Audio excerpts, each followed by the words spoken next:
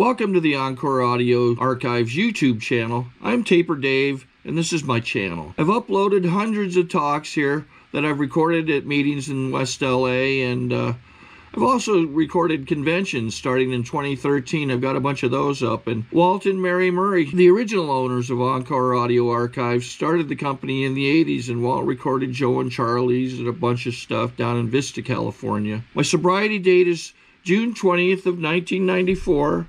I hope you find something you like, so please like and subscribe to my channel and comment down below. If you want to hear something that I don't have or that you don't see, I'll see that I get it. Anyways, take care and have a great day if you want to. Let's welcome our speaker today, Al.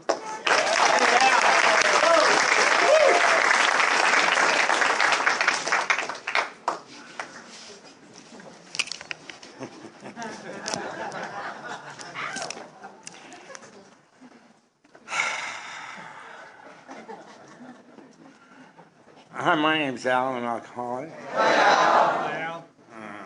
I want to thank Lewis for inviting me to share this meeting. And happy birthday to all the birthday people. And to the Chippies. Happy birthday, Chippies. And all my... I was secretary here. I was treasurer for 2 years. And with, it looks like another application is using the mic.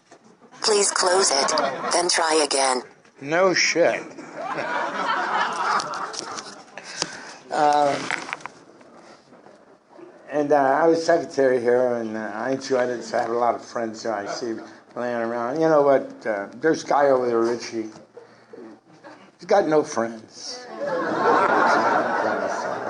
I always encourage new people. Talk to him. He's got no friends. On the way to, did I say he's an alcoholic? Yeah, I did. On the way to, my sobriety date is November 23rd, 1963. I got sober the day after President Kennedy got assassinated. Two things that were instrumental, maybe three. One was my son was being adopted away from me. The other one was President Kennedy was being assassinated, got assassinated. And the third was I had nowhere to go.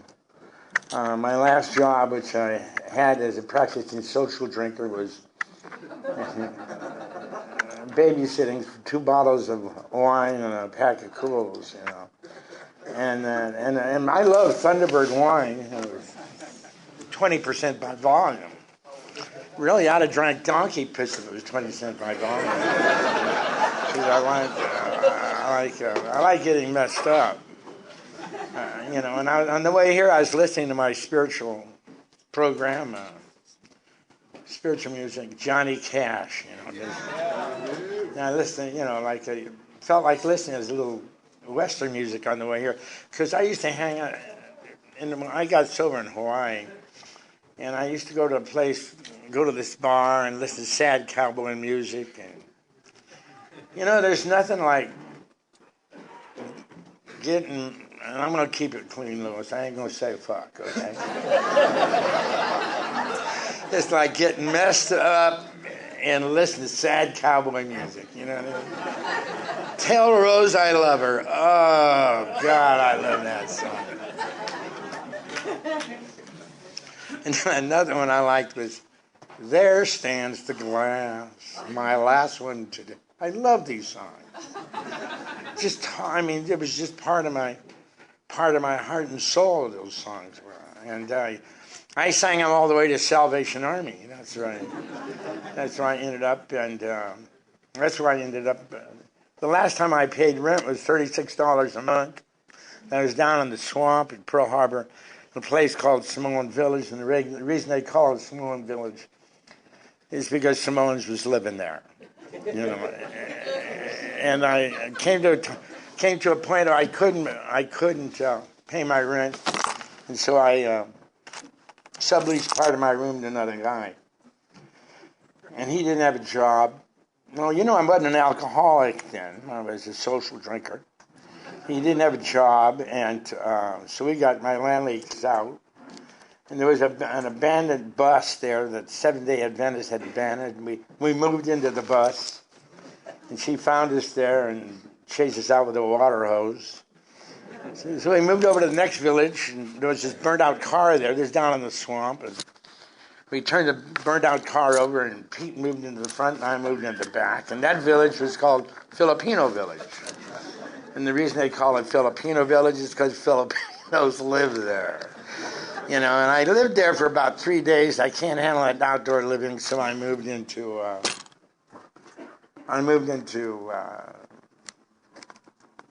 that babysitting job. And when he got assassinated, the next day I called up the Council on Alcoholism, and I went and saw this guy. His name was J.C. Martelon, and he was sober at that particular time. 18 years, imagine that, in 63. And he told me his story, and he was an alcoholic, and I'm sitting there like sobbing away, you know, and he said, you know, he says, are you in any particular religion or anything? And I told him, well, I was baptized a Catholic. He said, he gave me $1, imagine. He trusted me with $1 bill to catch a bus and come back that night, and he'd take me to see a priest. So I went back, I came back, I caught a bus back, and he took me to see this priest that was just in this church above Diamond Head. And this priest comes out with a pair of, you know, cut-off jeans, nasty old shirt, you know, T-shirt, you know, Hawaiian, you know, go-aheads. And incidentally, I always tell this, the reason I know this is, you'll probably never remember anything I say except for this. Those thongs that you put on your feet, the reason they call them go-aheads is because you can't walk backwards in them. Isn't that spiritual? That's almost, you know, that's like a real, like gravity works. You ever notice that? It's like, say, am I going to, like a guy's call me, a sponsor call me up, am I going to be okay? And I'll tell him, no, shit, no, you're not going to be okay. You're not going to be okay. You're not going to be okay. And I'd say, how are you now? Well, I'm okay now. Well, how about now? I'm okay now. Well, how about now? I'm okay now. See, we go through life being okay. I go through life being okay. But what happens is that my mind wants everything to be all right forever. You understand that? And that's a hook. And what you get to do when you think of that is you get to feel bad. You know, they have that sign that says, "We care." I don't care. I don't. I really don't. I love you guys. You know, you have to care. I know that's what had to happen to me. So I ended up, saw that priest. He gave me the Ten Commandments. Violated them all. He gave me the 10 and 10. That's 10 Hail Marys, 10 Our Fathers, to set me on my way. And I ended up going into the Salvation Army. I stayed in the Salvation Army. And the Martelon told me, he says, look, if you make meetings, there's a chance you make the program. He said, okay. So I checked in there, and I went to meetings because I just signed in. I figured, well, because when I eventually would screw up, I would say I tried. Now, you know, when people come up to me and tell me they tried, what tried means is they didn't do it. I stayed at Salvation Army 90 days. I came out of there. I was still unable to re-enter society.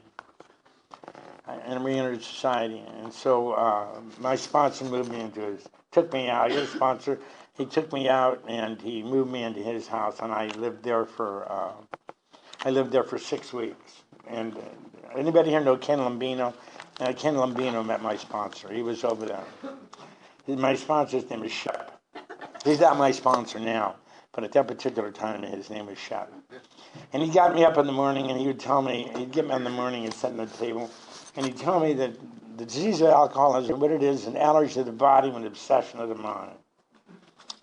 It's an allergy of the body with obsession of the mind. I had a real hard head, so he had to tell me 3 times. It's an allergy of the body with obsession of the mind. That means when I'm not drinking, doing drugs, all I've really done is handle the allergy. What I'm left with is a disease. He said, and what's the disease? You know, the disease is the mind. So, and he said, you know what the function of the mind is? And the function of the mind is thinking. Immediately I thought, is this guy trying to tell me there's something wrong with the way I think? Right? Here I'm sitting there. I had deserted my wife. Son adopted away from me. I just living in the swamp in Pearl Harbor for 3 years, and I was wanted for 18 felony counts. And I was wanting to know, is he trying to tell me there's something wrong with the way I think? Somehow or other, it was difficult for me to come to the conclusion that there was a relationship between my thinking and me being at Salvation Army, or my thinking and me being in Alcoholics Anonymous. You know, my head will never ever shut up. The trick is, what caused me to drink is I suffered. And what caused me to suffer is the way I thought about myself, the old ideas. Like my dad told me, whatever you do, don't hang around with Mexicans. You know? The only thing wrong is my dad was a Mexican. And then the next thing I happened to, I was molested by my uncle when I was 7 years old. You know, and so I defined myself based upon these things that happened to me.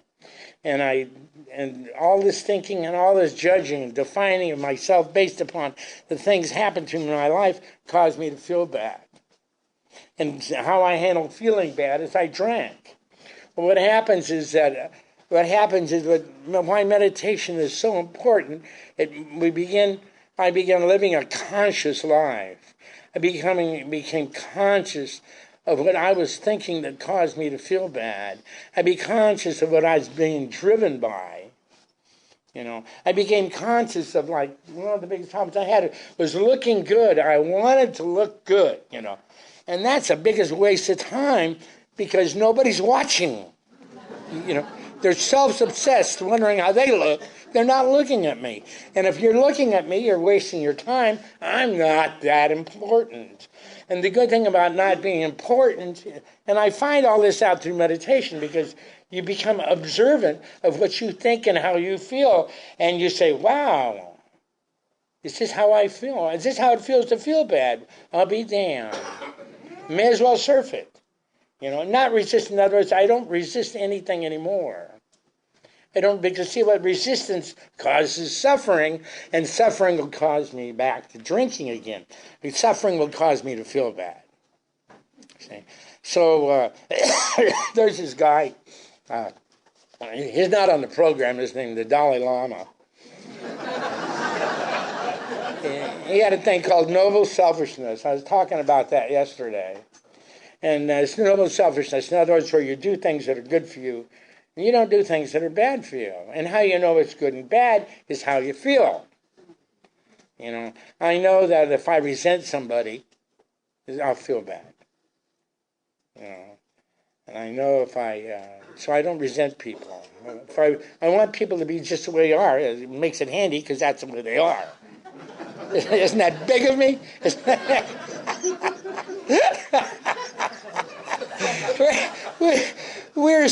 I was so caught up in me, it was unbelievable. You know what I mean? It's just like, if you think you're important, you have to look good, and if you have to look good, you can't do what you want to do in your life. And you know what? I'm too old to do that shit. I don't think you have to wait that long, but you can if you want to, because I don't care. You know, but I'll quote your questions now. Because, I mean, what transformed my life was meditation. You know, and that was a big thing.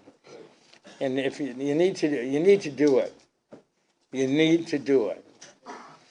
And otherwise, you're going to go through life being unconscious. You know, and that's, I can't be me if I go unconscious. You know. So what's cooking, guys?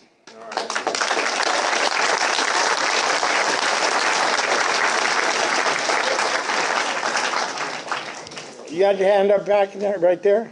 Hi, Al. What meditation techniques have you found useful in your exploration of the 11th? The meditation type I do is Vipassana. Okay, and all you have to do, now see, there's nothing technical about meditation. Nothing, you only need three things. Three things. One is, do you have an ass? Do you have a thigh? And do you have hands? That's all the equipment you need to meditate. That's it. And you just sit like this. You sit in the chair. You can lean back in the chair if you want to. Put your hand like this. And I had to put a candle. Can you see me okay over there? Okay, I put a candle here. And I sit there. And that's how I learned, was sitting like this and looking at the candle. For 5 minutes, no longer. Just like this.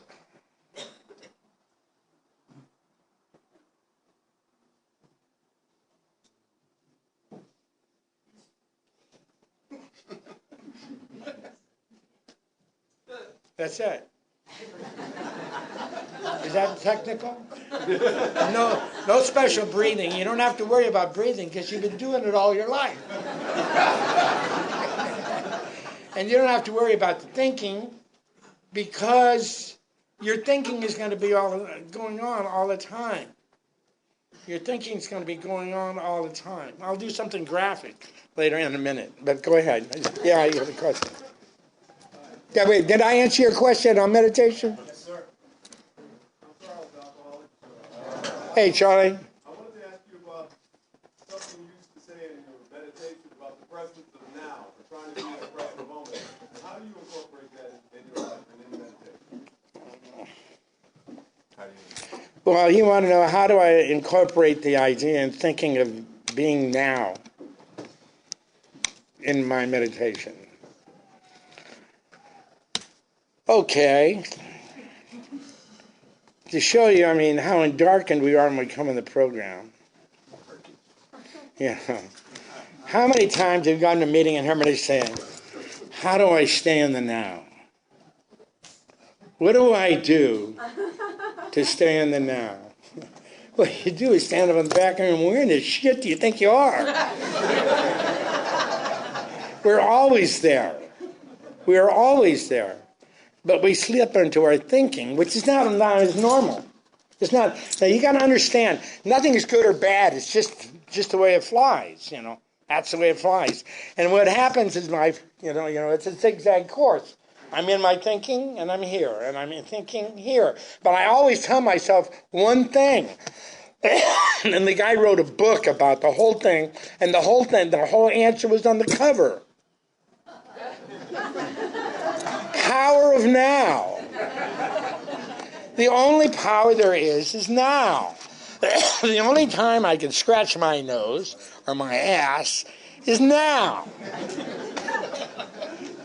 So the only action I can have in my life is now. I can only be okay now. Understand? That's it, Charlie. Thanks. Louis. Al, Yes. when you talk about how your thoughts are like passing cars when you meditate. Yeah. You guys want to see a graphic thing? Okay, come on up there. Turn your chair around.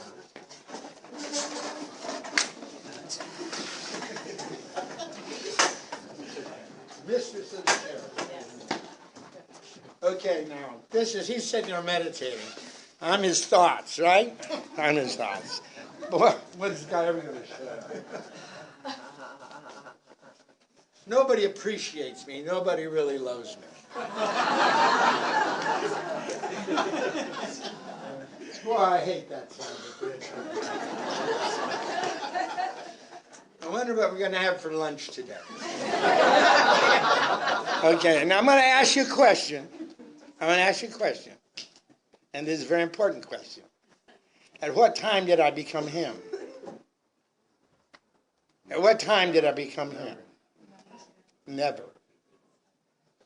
He is the observer, and I am his thinking. We are not the same. But what he does is, okay, say if I say, nobody appreciates me, grab my arm. Nobody appreciates me. He grabs onto that thought. Now, while he's grabbing onto this thought, he makes a surround sound movie. Widescreen. Technicolor. Spooky. And he scares the shit out of himself with it. And it isn't real. Because he's just sitting there, and he grabbed his thought, and he made a story out of it. So what we do is, the first, thanks a lot, Dave. Give him a hand.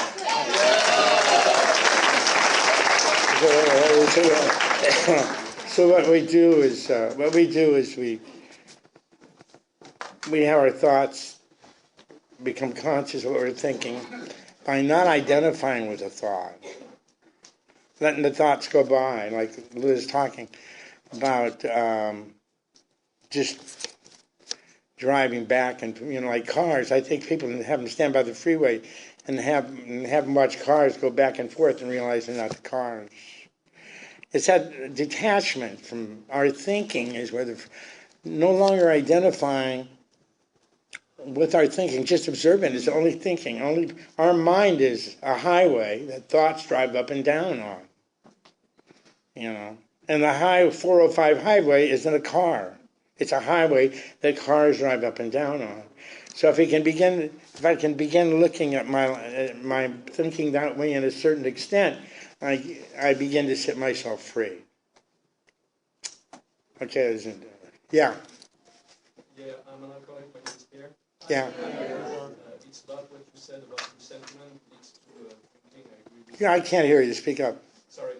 It's about what you said about resentment can lead to drinking. Yes. I agree with that. And I know we are not here to talk about outside issues, but when there are terrorists that kill my people in my neighborhood, then I have resentment, and it's real. It's a real thing that is happening.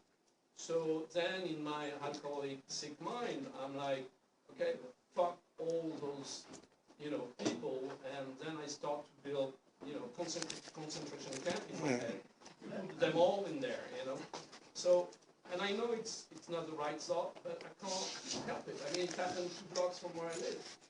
Well, I can't answer that because I don't live there.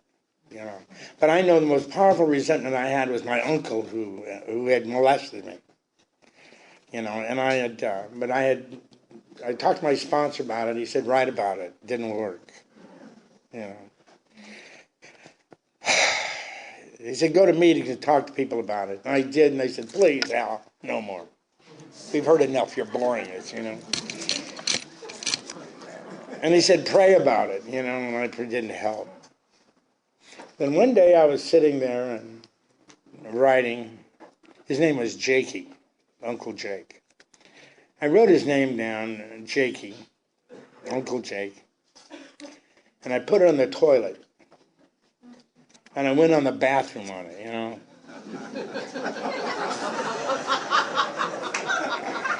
And I sent him off to Redondo Beach.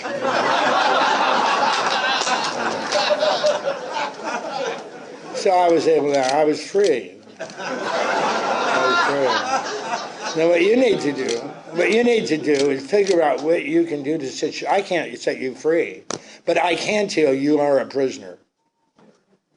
And you'll be a prisoner as long as you want to be. I don't care, man. You could die a prisoner. It's the choice you have to make of your thinking. We all have our own choices. We all have our own issues we have to become free of. And how we become free of is look at them.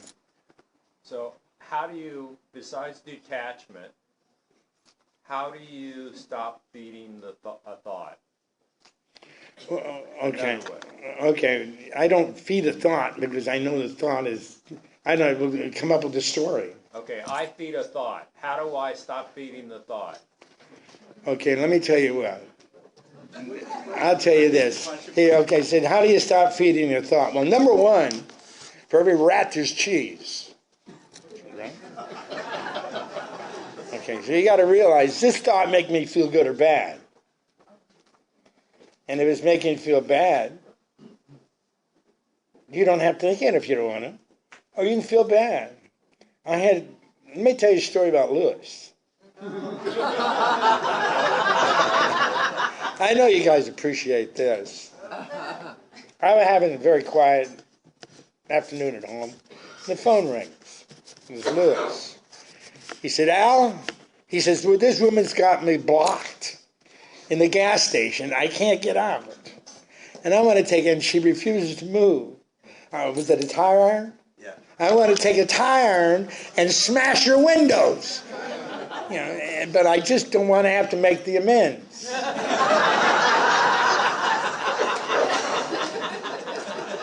And my answer to Lewis was, you know, sometimes the amends are worth it.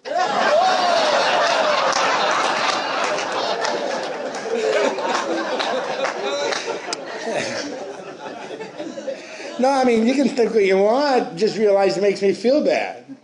You know, I can't tell you guys to stop making stories for yourself, but realize, number one, I have to realize I'm making my story. You know what I mean? And it's coming out of one of two things. I'm not going to get what I want. I'm going to lose what I got. And out of that comes a story. Now, if I make up these stories, they're going to make me feel bad. I have to realize I'm the one. Remember like how he grabbed my arm again. Remember how he grabbed my arm here? He grabbed it. And so he'll make the story because he grabbed it. I had nothing to do with it. I was just driving by. And he grabbed it. That thought was just driving by and we grabbed it. See, and that poor thought, feel sorry for it. Yeah. Hi, Don. Hi, Al. Thanks for sharing. Listen, stand in the now, but sometimes the now is not okay. As an example, that Alaska airline flight that fell out of the sky from 35,000 feet and hit the ocean out here in the Channel Islands, everything was not okay right here, right now. How do you stay at peace during those times when things are not okay right here, right now? Well, I wasn't in the airplane. No, I got it. Okay. This is the last question, so I'm going to answer it. Okay. Number one, I wasn't in the airplane. You know, and what I can do is I can pray for those guys that they have a good rebirth. But shit happens. You know what I mean? I'm walking a movie theater and I slice my head open, 27 stitches. You know what I mean? Shit happens. You know, but life changes. Life has to change, and I have to accept it. I can't. Let me tell you what. We cannot resist. I cannot resist what happens. Anywhere, anything, anytime. I cannot resist it. I just accept it. That's it. You know, it's like, I don't know if you guys ever ridden a horse. But when you ride a horse, it's very important that you go in the same direction the horse is going.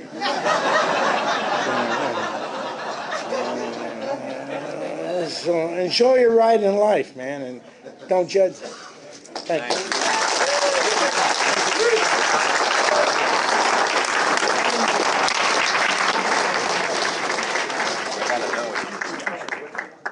I think we got a great talk going on here. Thanks for watching the channel. Taper Dave here. Just curious, do you think this is better than Zoom? Okay, this is how I prepare my drone for launching. I like to do it inside the cab of my truck so I'm not standing outside in the weather. To install the joysticks for control, up and down, right and left, powered on. I have an Android phone that I use to connect it to the drone with, and it's actually controlled through the iPhone through an app. Oops. Wrong way. It's actually controlled through the iPhone, or through this Android phone, through the app. It's actually controlled through the Android phone, through an app, and you connect it through this short connection right here.